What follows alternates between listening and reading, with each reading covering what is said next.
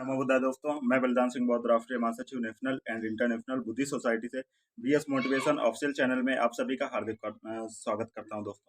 दोस्तों, आप आए दिन देखते रहते हैं कि भारत में हिंदू राष्ट्र बनाने की मांग जोर शोर पर चलती रहती है, क्योंकि भाजपा की सरकार है, जो मनुवादी सरकार है, वो इस प्रयास में लगी है कि संविधान को खत्म करके हिंदू राष्ट्र घोषित करें।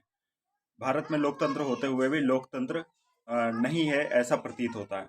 तो हिंदू राष्ट्र को एक भारी खतरा क्यों मानते थे डॉक्टर भीमराव अंबेडकर, इसके बारे में हम डिस्कशन करेंगे। सबसे पहले तो आप लोग चैनल को सब्सक्राइब कर लीजिए अगर आपने चैनल को सब्सक्राइब नहीं किया तो दोस्तों, भारत को हिंदू राष्ट्र बनाने का सपना कोई आज का नया सपना नहीं है। भले ही आज वो परवान चढ़ता दिख रहा हो, संघ और उससे जुड़े संगठन आरएसएस, बीफ, गोरक्षा और राम मंदिर के जो तेवर दिख रहे हैं वो तो केवल आगाज है। आरएसएस प्रमुख मोहन भागवत ने पूरे देश में गो हत्या रोकने वाला कानून लागू करने की वकालत की थी। आरक्षण पर पुनर्विचार का बयान भी आरएसएस प्रमुख मोहन भागवत दे चुके हैं। हिंदू संस्कृति को पूरे भारत के लिए आदर्श जीवन संहिता बनाना संघ का घोषित लक्ष्य है। महिलाओं के लिए ड्रेस कोड, लव जिहाद के विरुद्ध अभियान आदि तो चलते ही रहते हैं, आप लोग हमेशा देखते रहते हैं। असल में इस्लाम आधारित अलग राष्ट्र और हिंदू राष्ट्र दोनों की मांग जुड़वा भाई की तरह पैदा हुई थी। दोनों ने एक दूसरे को संबल प्रदान किया। धर्म आधारित राष्ट्र क्यों बनना चाहिए? सच तो ये है कि हिंदू बहुमत के शासन के डर की जमीन पर ही पाकिस्तान की मांग फली फूली थी। डॉक्टर अंबेडकर ने 1940 में धर्म आधारित राष्ट्र पाकिस्तान की मांग का आगाह करते हुए कहा था, अगर हिंदू राष्ट्र बन जाता है तो बेशक इस देश के लिए एक भारी खतरा उत्पन्न हो जाएगा। हिंदू कुछ भी कहे, पर हिंदू स्वतंत्रता, बराबरी और भाईचारे के लिए एक खतरा है। इस आधार पर लोकतंत्र के अनुपयुक्त है। हिंदू राज को हर कीमत पर रोका जाना चाहिए। आज से लगभग 77 वर्ष पहले जिस खतरे के प्रति अंबेडकर ने आगाह किया था, आज वो भारत के दरवाजे पर पुरजोर तरीके से दस्तक दे रहा है। भले ही संविधान ना बदला गया हो, पर भारत अभी भी औपचारिक तौर पर धर्मनिरपेक्ष है, लेकिन वास्तविक जीवन में हिंदूवादी शक्तियां समाज संस्कृति के साथ राज्य सत्ता पर भी प्रभावी नियंत्रण कर चुकी हैं। हालिया विधानसभा चुनाव खासकर उत्तर प्रदेश में भाजपा की भारी जीत के बाद शासन के तेवर और उसके द्वारा लिए जा रहे निर्णय और संघ के कार्यकर्ताओं के बयानों से इसमें संदेह की कम ही गुंजाइश बची है।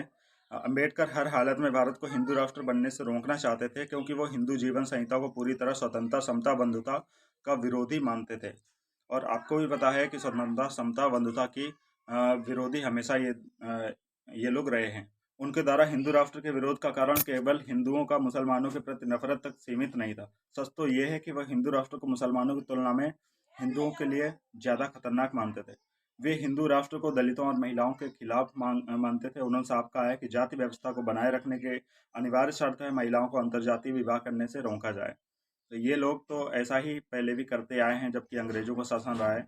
तो सोचिए आपकी जब हिंदू राष्ट्र बनेगा, जब इन लोगों का पूरी तरह से हर चीज़ पर कब्जा होगा, तो फिर से वही चीज़ लागू हो जाएगी। इसी स्थिति को तोड़ने के लिए उन्होंने हिंदू कोड बिल पेश किया था, जो महिलाओं के ऊपर उत्पीड़न होता था।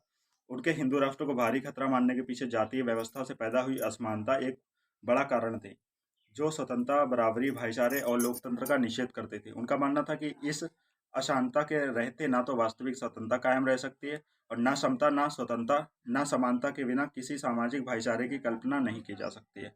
जातिवादी असमानता हिंदुत्व का प्राण तत्व है। यही बात उन्हें इस नतीजे पर पहुंचाती थी कि हिंदुत्व और लोकतंत्र दो विरोधी छोर पर खड़े हैं। जातिगत असमानता और इसे बनाए रखने के लिए महिलाओं द्वारा वर्ण और जाति से बाहर जीवन साथी चुनने पर नियंत्रण के मामले में हिंदुओं के भीतर कोई बुनियादी परिवर्तन अभी भी नहीं आया, जबकि अभी संविधान भारत में कायम है।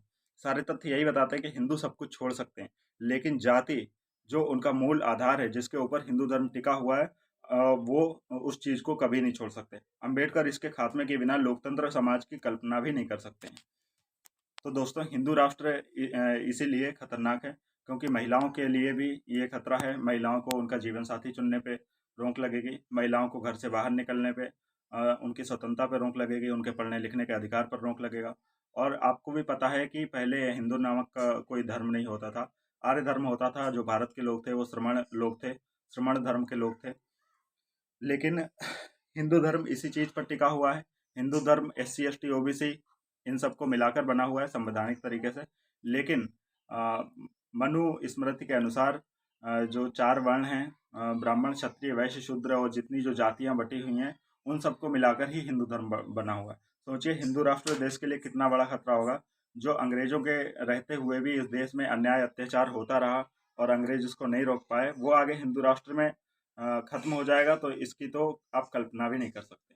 धन्यवाद दोस्तों, मुझे लगता है आप जानकारी पूरी समझ गए होंगे। अगर आपने चैनल को सब्सक्राइब नहीं किया है, सबसे पहले चैनल को सब्सक्राइब कर लीजिए। Thank you.